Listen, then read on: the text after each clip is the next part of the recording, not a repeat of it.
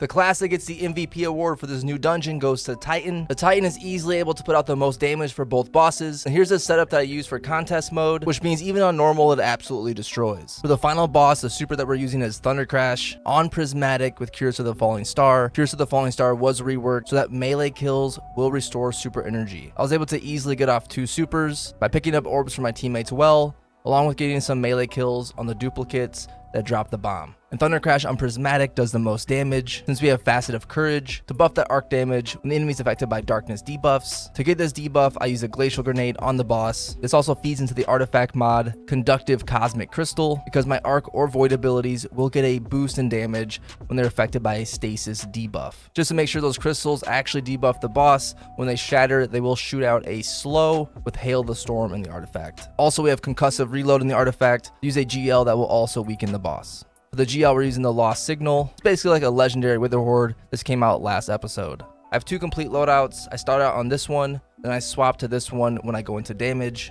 This boss is super easy to swap loadouts since you can do so before even going up to where the boss is at.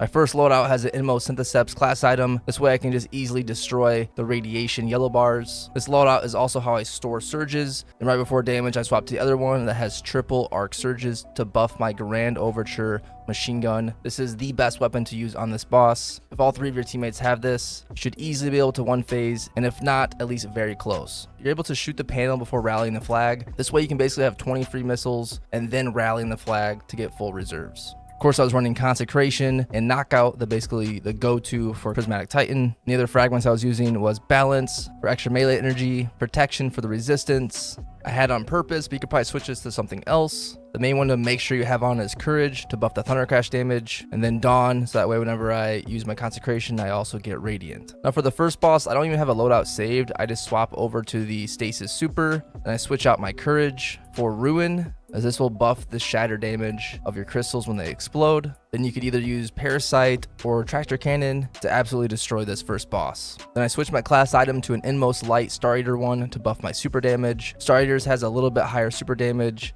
than what you get from a normal Syntheseps super buff. So if you want more viable Destiny 2 builds and Destiny 2 news, make sure to follow.